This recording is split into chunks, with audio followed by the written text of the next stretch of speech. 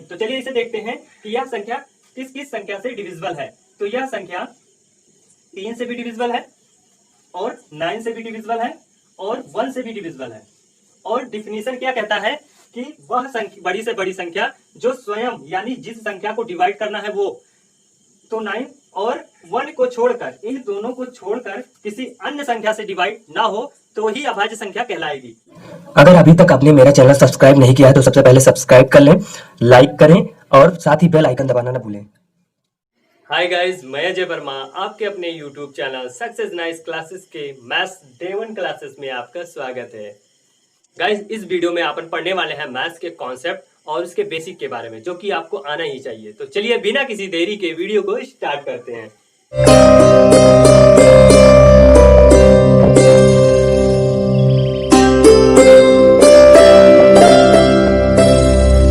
Guys, पहला है प्राकृतिक संख्या।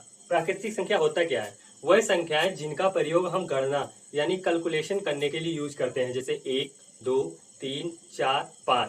तो ये सारी संख्याएं क्या होती हैं? प्राकृतिक संख्या होती हैं। जैसे कि दोस्तों 1, 2, 3 डॉट डॉट डॉट अनंत तक की संख्या प्राकृतिक संख्या कहलाती है।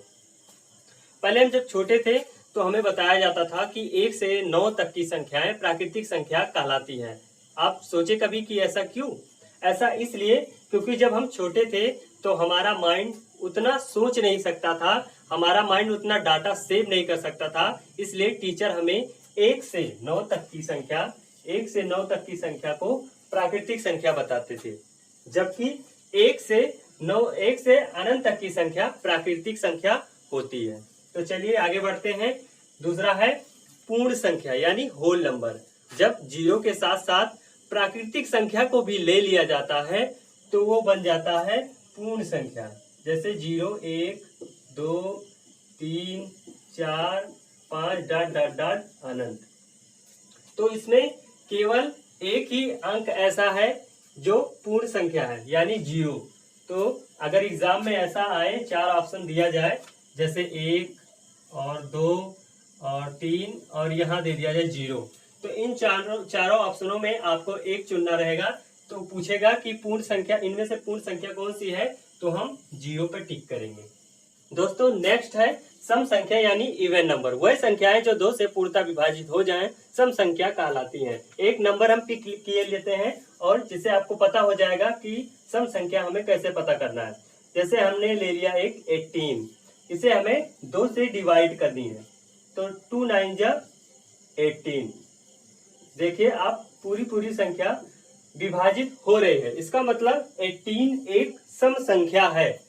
जिन संख्या के पीछे 0, 2, 4, 6, 8, इन संख्या में से कोई भी संख्या किसी संख्या के पीछे दिख जाए तो वह संख्या 2 से डिवाइड होगा, यानी वह संख्या सम संख्या कहलाती है। जैसे कि 112 में हमारी पीछे वाली संख्या 2 है, यानी यह 2 से डिवाइडेड है, तो इसलिए यह संख्या सम संख्या कहलाएगी। नेक्स्ट है दोस्तों विषम संख्या यानी ऑड नंबर। वह संख्याएं जो 2 से पूर्णतः विभाजित ना हो विषम संख्या कहलाती हैं। आइए देखते हैं कैसे।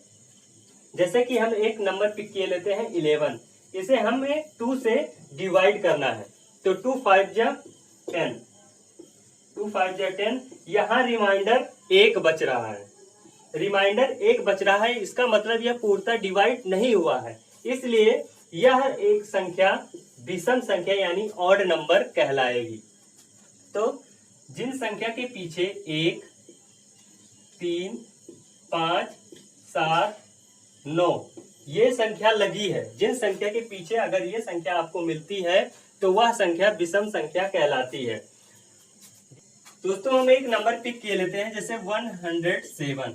यहाँ जो लास्ट वाली डिजिट है वो 2 से डिविजिबल नहीं है, यानी 2 से ये पूरा डिवाइड नहीं होगा। चेक कर लेते हैं हम, 2 4 जा 8 ज्यादा हो जाएगा और हमें ले जाना है 7 से कम या 7 के बराबर, तो 2 3 जा 6। यहाँ रिमाइंडर 1 बच रहा है, इसका मतलब यह संख्या 2 से पूरा विभाजित नहीं होगा और यह एक विषम संख्या है। एक नंबर और पिक किए लेते हैं हम 107। 16। यहाँ जो लास्ट का डिजिट दिख रहा होगा आपको 6 2 से डिविजिबल है कि नहीं हम डिवाइड करके देखेंगे। 2 3 जा 6, ये पूरा डिवाइड हो रहा है। इसका मतलब यह संख्या सम संख्या यानी इवन नंबर है। नेक्स्ट है अभाज्य संख्या यानी प्राइम नंबर। वही बड़ी से बड़ी संख्याएं जो स्वयं और एक को छोड़कर किसी अन्य संख्या से विभाजित ना हो अभाज्य संख्या कहलाती है। तो चलिए जानते हैं अभाज्य संख्या कौन कौन सी होती है। तो 2 3 5 7 11 13 ... अभाज्य संख्या होती हैं। तो आइए दोस्तों पता करते हैं कि कौन कौन सी संख्या अभाज्य संख्या हो सकती है। तो चलिए एक नंबर को हम पिक करते हैं 9। तो चलिए इसे देखते हैं कि यह संख्या किस किस संख्या से डिविजिबल है। तो यह संख्या 3 से भी डिविजिबल है और 9 से भी डिविजिबल है और 1 से भी डिविजिबल है। और डिफिनीशन क्या कहता है कि वह बड़ी से बड़ी संख्या जो स्वयं यानी जिस संख्या को डिवाइड करना है वो, तो 9 और 1 को छोड़कर, इन दोनों को छोड़कर किसी अन्य संख्या से डिवाइड ना हो तो ही अभाज्य संख्या कहलाएगी। लेकिन यहाँ तो 3 से भी डिवाइड हो रहा है, इसका मतलब यह अभाज्य संख्या नहीं है। नेक्स्ट पे आते हैं 17। ठीक, 17 को लेंगे। 17 केवल 17 से डिवाइड होगा और 1 से डिवाइड होगा, बाकी किसी संख्या से ये डिवाइड नहीं हो सकता। इसका मतलब यह संख्या एक प्राइम नंबर यानी अभाज्य संख्या है। नेक्स्ट लेते हैं 47। 47 को हम देखेंगे, ये केवल 47 से ही डिवाइड होगा और 1 से, और किसी अन्य संख्या से ये डिवाइड नहीं होता है। इसका मतलब यह एक प्राइम नंबर है यानी अभाज्य संख्या है। 45। तो चलिए देखते हैं 45 प्राइम नंबर है कि नहीं। यह 3 से भी डिवाइड हो रहा है, 9 से भी डिवाइड हो रहा है, 5 से भी डिवाइड हो रहा है और 45 से भी डिवाइड हो रहा है। ये काफी संख्याओं से डिवाइड हो रहा है, इसका मतलब यह एक प्राइम नंबर नहीं है। और अगर आपसे पूछा जाए कि सबसे छोटी प्राइम नंबर कौन सी है, तो वह है 2, जो सबसे छोटी प्राइम नंबर है। दोस्तों नेक्स्ट है यौगिक संख्या यानी कंपाउंड नंबर। वह संख्याएं जो एक से बड़ी हो और अभाज्य ना हो, तो ऐसी संख्याएं यौगिक संख्या कहलाती है। तो आइए जानते हैं कौन कौन सी संख्या यौगिक संख्या होगी।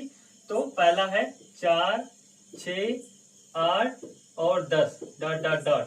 ये सारी संख्याएं भाज्य भी हैं, मतलब अभाज्य बिल्कुल नहीं है, और यौगिक संख्याएं हैं। आप सोच रहे होंगे कि हमने 2 क्यों नहीं लिखा।